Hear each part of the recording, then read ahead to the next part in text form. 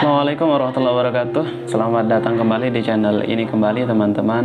Kali ini kita akan membahas sebuah topik yang semoga tidak berat ya, karena saya pikir ini berat topiknya karena kemarin saya sudah nulis artikel, lalu salah seorang teman itu menyarankan saya untuk sharing melalui channel YouTube ini.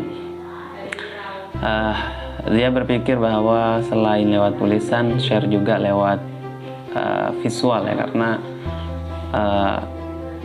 tidak semua orang menyukai tulisan atau bacaan. Ada banyak orang yang lebih menyukai tampilan video kayak gitu.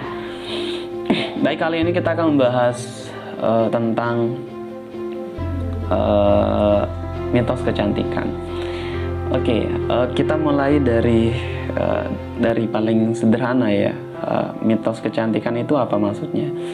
Jadi mitos dalam konteks ini teman-teman bukan mitos yang kita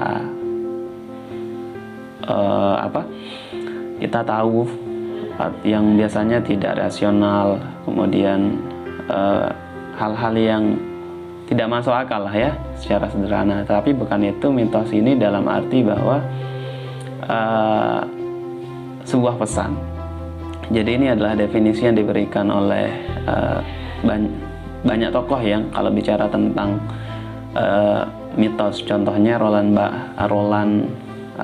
Barthes kalau nggak salah namanya, seorang ahli semiotika, menyebut mitos itu sebagai sebuah pesan yang pesan itu sampai kepada objek dari pesan tersebut.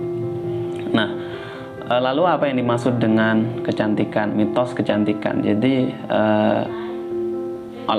Jadi setelah kita gabung antara mitos kecantikan itu berarti jadi pesan kecantikan itu sampai. Nah, maksudnya teman-teman bahwa soal definisi kecantikan yang kita tahu selama ini, definisinya itu disampaikan oleh orang dan itu berhasil sampai ke kita dan menjadi sebuah keyakinan, dan bahkan itu sudah masuk dalam budaya-budaya kita.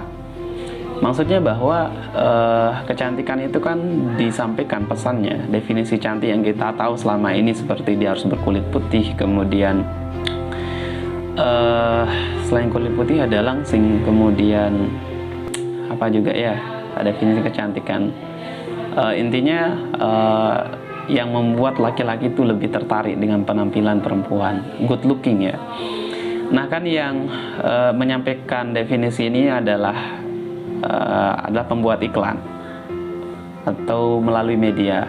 Kalau menurutnya Branstad and Stafford di dalam bukunya tentang The Media Student Book, beliau menyampaikan bahwa media itu mampu membuat manusia, membuat penontonnya meyakini sesuatu yang tidak nyata di dalam kehidupan nyata, termasuk soal kecantikan. Jadi definisi kecantikan itu gara-gara media itu terbentuk bahwa cantik itu harus berkulit putih, dan itu yang diyakini oleh banyak orang ya. Nah, yang tidak bagus dari mitos kecantikan ini atau definisi kecantikan yang kita tahu selama ini teman-teman, salah satunya adalah banyak perempuan tertekan. Jadi yang saya baca itu banyak perempuan yang terdiskriminasi karena definisi cantik itu. Jadi banyak perempuan yang sekarang sedang berjuang untuk menjadi cantik dalam definisi pembuat iklan. Mereka sedang berjuang untuk memutihkan kulitnya. Yang sebenarnya kan cantik itu relatif ya, yang kita tahu. Bahkan yang putih belum tentu dimau kalau di Afrika ya. Cuman maksud saya sekali lagi, ada yang memonopoli definisi kecantikan itu oleh pembuat iklan.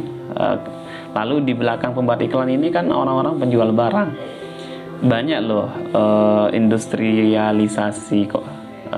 Ada barang-barang kosmetik, industrialisasi kecantikan itu banyak kita temukan. Yang kemudian itu disampaikan oleh medium iklan, dan biasanya pendekatan iklan itu teman-teman adalah persuasif. Kenapa persuasif? Karena pembuat iklan itu berkepentingan untuk meyakinkan Anda bahwa Anda harus membeli barang itu. Pertama yang harus dilakukan pembuat iklan itu adalah meyakini bahwa cantik itu harus menjadi putih. Sehingga banyak produk-produk kecantikan, bagaimana membuat putih, bagaimana membuat Anda menjadi langsing, bagaimana membuat Anda harus berolahraga setiap hari dan mengurangi makan dan sebagainya. Bukan dalam arti mungkin itu sehat ya teman-teman, tapi saya sampaikan bahwa definisi kecantikan itu bukan yang terjadi adalah terjadi monopoli. Ada orang yang monopoli, ada yang membatasi kecantikan itu seperti apa. Ada orang yang membatasi kecantikan itu hanya diukur lewat tampilan fisik. Nah, bahkan menurut Norman Wolf dalam salah satu jurnal saya baca, dia mengatakan bahwa mitos kecantikan itu adalah bentuk patriarki lain. Jadi setelah perempuan mendapatkan akses di ruang publik itu perempuan itu banyak mendapatkan diskriminasi karena bentuk tubuhnya. Misalnya di ruang kerja misalnya teman-teman, bahkan menurut Norman Wolf dalam pengalamannya banyak perempuan yang ditekan, didiskriminasi karena tubuhnya. Yang kemudian tidak aneh ya, banyak dari tempat-tempat bekerja itu mensyaratkan harus good looking, karena sekali lagi itu kepentingannya adalah perusahaan atau bagaimana sebuah pekerjaan itu berhasil atau sebuah barang itu sampai kepada orang lain. Dan bahkan menurut Norman Wolf ini selain dia bentuk patriarki lain untuk mengekang kebebasan perempuan soal bagaimana dia mendefinisikan kecantikan, yang kedua itu bahkan dia adalah semacam doktrin agama berikutnya bagi perempuan, yang kemudian cukup menekan kembali perempuan bagaimana seharusnya dia berlaku di ruang publik, bagaimana dia harus berpenampilan di ruang publik. Dia semacam dikontrol bagaimana dia harus tampil di ruang publik. Nah, oleh karenanya teman-teman, saya pikir kita perlu keluar dari definisi itu. Bukan definisi yang diberikan oleh orang-orang yang punya kepentingan untuk menjual barangnya. Dalam hal ini mungkin kapitalisme ya.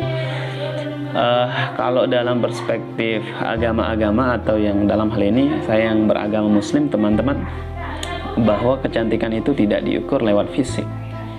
Dalam Al-Quran itu dia menginginkan semangat egaliteran atau semangat kesamaan satu sama lain. Tidak boleh seseorang yang merasa lebih baik terhadap orang lain. La yaskhar qaumun min qaumin, jangan mencela, menghina suatu kaum terhadap kaum yang lain. Yang ingin diinginkan Quran itu adalah perasaan sama, tidak ada yang lebih istimewa antara kamu dan dia. Meskipun dalam definisi orang kapitalis atau yang penjual iklan itu Anda lebih cantik kayak gitu, tetapi dalam perspektif agama, dalam hal ini Islam, itu bukan jadi ukuran. Yang menjadi ukuran itu adalah apa istilahnya, mungkin bisa kita bilang inner beauty-nya perempuan, nilai di dalam diri manusia, di dalam perempuan itu ya, semacam karakter yang bagus, akhlak, kemudian kecerdasan, kemudian kematangan berpikir, kematangan emosi dan sebagainya. Dan itu yang lebih baik sebagai batasan atau definisi kecantikan. Oleh karena itu bagi perempuan-perempuan yang mungkin belum tahu, yang mungkin sekarang sedang berjuang untuk menjadi lebih cantik, bangunlah definisi sendiri tentang cantik itu. Jangan terkontrol oleh definisi orang-orang yang menjual barang, termasuk pembuat iklan ya dan sebagainya. Dan itu banyak dikritik oleh tidak hanya orang barat teman-teman, semacam Norman Wolf, tapi banyak dari tokoh-tokoh feminis di dalam agama Islam, bahwa cantik itu tidak diukur lewat fisik, bukan diukur dari bagaimana menyenangkan laki-laki, bagaimana menyenangkan bos dan sebagainya.